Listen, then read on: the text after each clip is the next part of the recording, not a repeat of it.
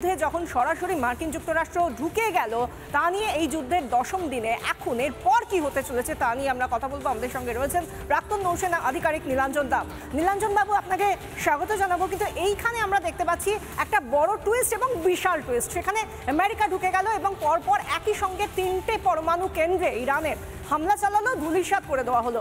এতে করে কি ইরানের কোমর কিছুটা ভেঙে গেল, বা এরপর যুদ্ধ চালিয়ে যাওয়ার মতো মানসিক এবং সব মিলিয়ে সব রকম ভাবে তাদের কি শক্তি ক্ষয় হলো, আর কি লড়াই করার ক্ষমতা তাদের থাকবে?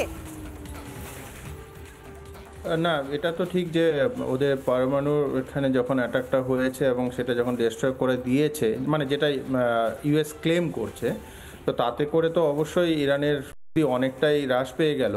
কিন্তু এখানে কিন্তু একটা নতুন একটা অ্যাঙ্গেলও খুলে গেছে, সেটা হলো ইয়েমেনের হাউতিরা, ওরা কিন্তু আবার মানে ইরানের সাপোর্টে এসে দাঁড়িয়েছে এবং ওরা কিন্তু খুল্লামখুল্লা বলেছে যে অলমোস্ট মিডল ইস্টে যে অ্যারাউন্ড 19খানার মতো আমেরিকান বেস আছে, আমেরিকান মিলিটারি বেস, সেটা এয়ার বেস আছে, নেভাল বেস আছে, মিলিটারি বেস আছে, সেগুলোকে কিন্তু ওরা এখন টার্গেট করতে পারে। এবার ইরান যে কারণে এই যুদ্ধে জড়িয়েছে সেটা কিন্তু শুধুমাত্র যে মানে ইসরায়েলের ক্ষতি করা বা আমেরিকার ক্ষতি করা তা নয়। ইরানের আরেকটা উদ্দেশ্যও ছিল, সেটা হলো মুসলিম বিশ্বে নিজেকে একটা, ইরানের একটা যেটা আগে যেটা ছিল, ইরান মুসলিম বিশ্বের একটা বড় একটা নাম ছিল, বড় একটা শক্তি ছিল, সেই জায়গাটাকে আবার ফিরিয়ে আনার চেষ্টাও কিন্তু ইরান করছে।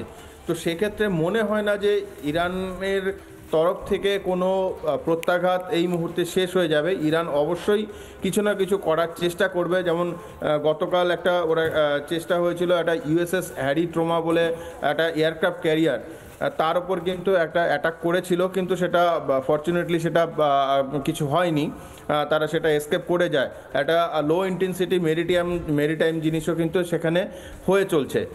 তবে এইবার এখন এই পরিস্থিতিতে যুদ্ধ কোন দিকে যাবে সেটা কিন্তু বলতে গেলে কমপ্লিটলি ডিপেন্ড করছে রাশিয়া এবং চায়নার ওপর। কারণ এই মুহূর্তে তুরস্ক সহ অন্যান্য মুসলিম দেশও খুব একটা ইরানের পাশে দাঁড়াচ্ছে না।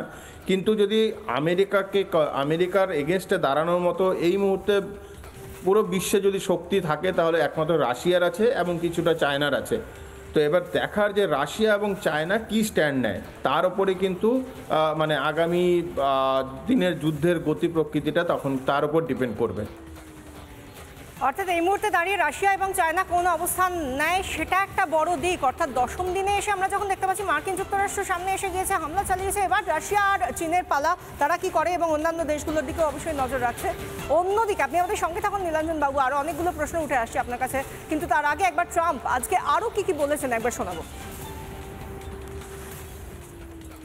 I decided a long time ago that I would not let this happen. It will not continue.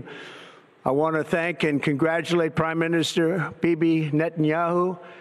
We worked as a team like perhaps no team has ever worked before. And we've gone a long way to erasing this horrible threat to Israel. I want to thank the Israeli military for the wonderful job they've done.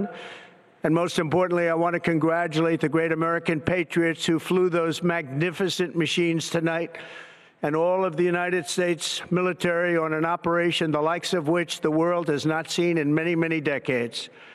Hopefully, we will no longer need their services in this capacity.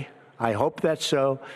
I also want to congratulate the chairman of the Joint Chiefs of Staff, General Dan Raisin-Kane, spectacular general, and all of the brilliant military minds involved in this attack. আমরা আরও একবার নীলাঞ্জন বাবুর কাছে আসবো। প্রাক্তন নৌসেনা আধিকারিক নীলাঞ্জন বাবু আমাদের সঙ্গে রয়েছেন। নীলাঞ্জন বাবু, আজকে আমরা একটা বিষয় দেখতে পেলাম যে ইরান বলছে তারা কোনোরকমভাবে এই যে পরিকাঠামো তৈরি করেছিল, তাদের সেখানে কোনোরকম মানবতা বিরোধী কাজ করার এই পারমাণবিক শক্তি কেন্দ্রে ছিল না। আমেরিকা শুধু সহিংসভাবে এই হামলা চালিয়েছে, কিন্তু গোটা বিশ্বের কাছে কি সেটা কোনোভাবে অ্যাকসেপ্টেড হবে, গ্রহণযোগ্য হবে বলে আপনার মনে হয় তাদের এই বার্তা? না, সেটা তো অবশ্যই নয়, এবং গোটা বিশ্ব দেখছে, গোটা বিশ্ব জেনে গেছে যে ইরানের আসল উদ্দেশ্য কি আছে। এবং অনেস্টলি বলতে, যদি ইরানের এই মুহূর্তে ইরানে যারা ক্ষমতায় আছে এবং তারা যে নীতি নিয়ে চলছে, সেই নীতি নিয়ে যদি চলে, তাহলে কিন্তু পশ্চিম বিশ্ব ইসরায়েলের পাশে এসে আরও দাঁড়াবে এবং আমেরিকার যারা অ্যালায়েন্স আছে তারা কিন্তু এসে এই যুদ্ধে জড়াবে অবশ্যই। এবং ধীরে ধীরে হয়তো ইরানের অবস্থা ইরাক লিবিয়ার মতো একটা ধ্বংসস্তূপে একটা দেশে পরিণত হয়ে যাবে। তো এই মুহূর্তে এগেন বলতে হবে, যদি ইরান কোনো একটা স্ট্রং সাপোর্ট না পায়, রাশিয়া চীন এরকম কোনো শক্তিধর দেশগুলোর তরফ থেকে যদি কোনো স্ট্রং সাপোর্ট না পায়, তাহলে কিন্তু ইরান যত সাফাই দেখ না কেন, ইরানের কিন্তু এখান থেকে সার্ভাইভ করা ইরানের পক্ষে খুব মুশকিল। এবং ইরানের প্রথম থেকে এই 10 দিন ধরে যে লড়াই, সেই লড়াইয়ে তাদের অভিমুখ ছিল সাধারণ মানুষ, সেই দিকেও আমরা নজর রাখবো, আপনার সঙ্গে কথা বলবো, আপনি একটু সঙ্গে থাকুন। কিন্তু নানা ধরনের কন্টেন্ট দেখার জন্য লাইক করুন, শেয়ার করুন আমাদের ফেসবুক পেজ, সাবস্ক্রাইব করুন আমাদের ইউটিউব চ্যানেল, পাশাপাশি অন্যান্য ব্রেকিং নিউজের জন্য অবশ্যই চোখ রাখুন রিপাবলিক বাংলায়।